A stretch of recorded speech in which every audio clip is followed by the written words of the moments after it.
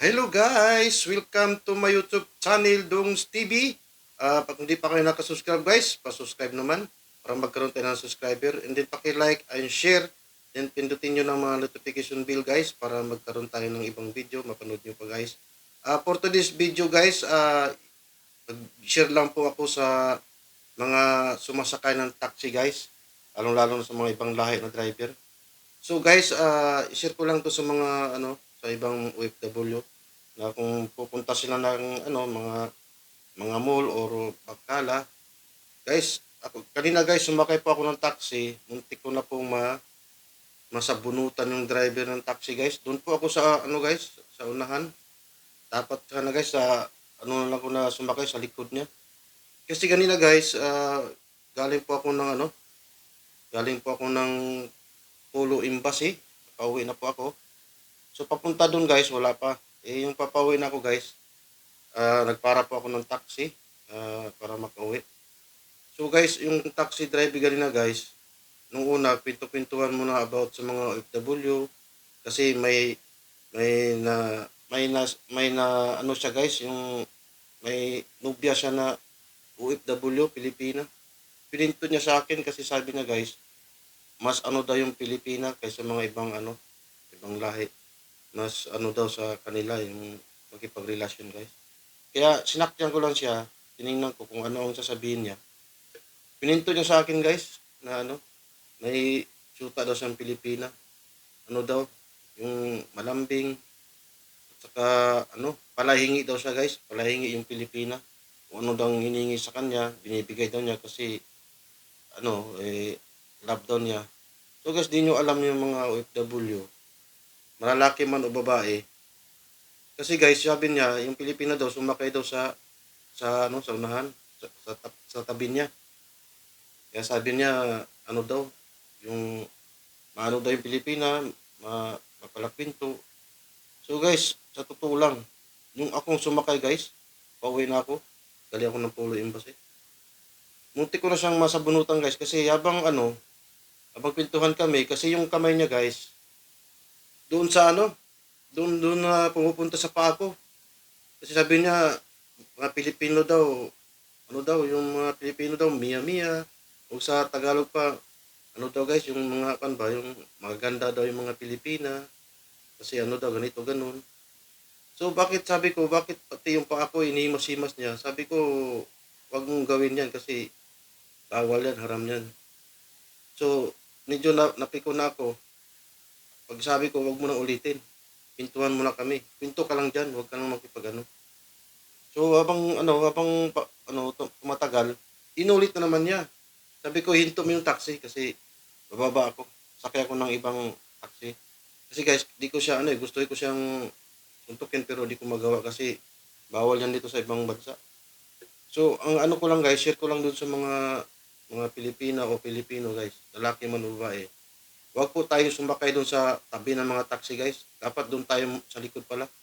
Kasi may ibang driver guys na manyakis eh.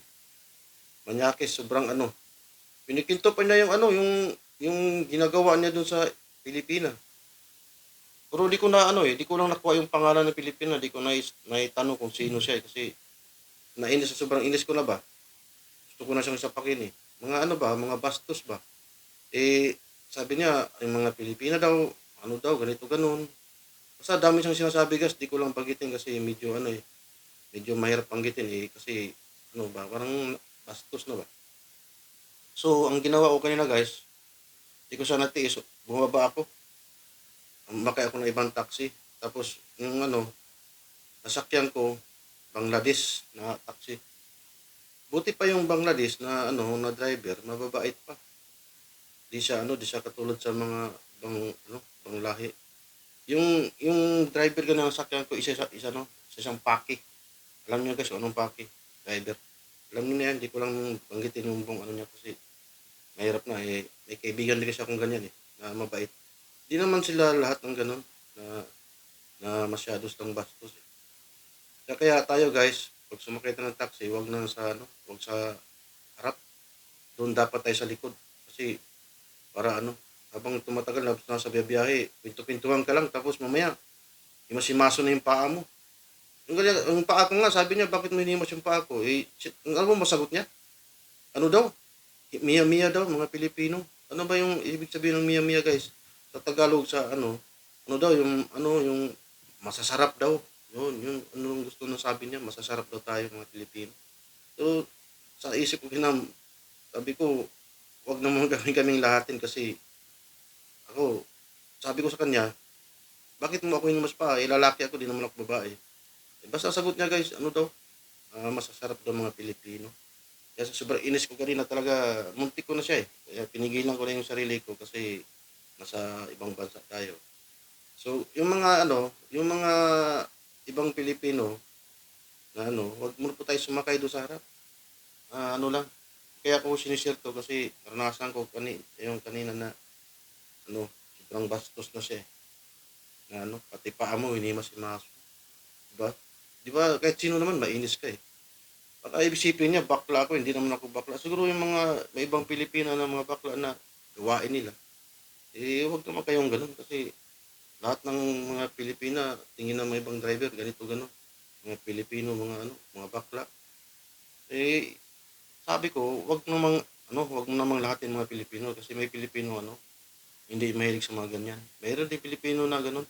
Pinito niya sa akin guys, mayroon din mga Pilipinong ganun na mga sumasakay sa kanya, yung mga suki niya, mga bakla, yun. Wag yung ganun kasi mahirap yun. Kaya sinabihan ko ganun yung driver na sa sunod, pag inulit mo pa yan sa may ibang Pilipino, malalaman ko na ikaw pa rin yung madali naman kitang may trace kasi natandaan ko yung driver na yun. Kaya sa mga ibang Pilipino, mga Pilipina, guys, wag po tayo sumakay sa harap ng taxi. Sa gilid, doon tayo sa likod para hindi tayo mabastos. Kasi kanina, sobrang bastos talaga eh. Galit na galit talaga ako. Gusto ko na talaga siyang sapukin eh. Kung sabi ko, kung sa Pilipinas lang to, sigurado ka sa akin. Eh, pinigilan ko lang sarili ko kasi ayoko yung na magkaroon ng problema. Eh, sa bagay, nakapantalo naman ako, hindi naman ako nakaswat. Okay lang yun sa akin, pero kaya ganito, share ko lang to sa mga ibang sumasakay sa taxi na wag po tayong sumakay doon sa harap.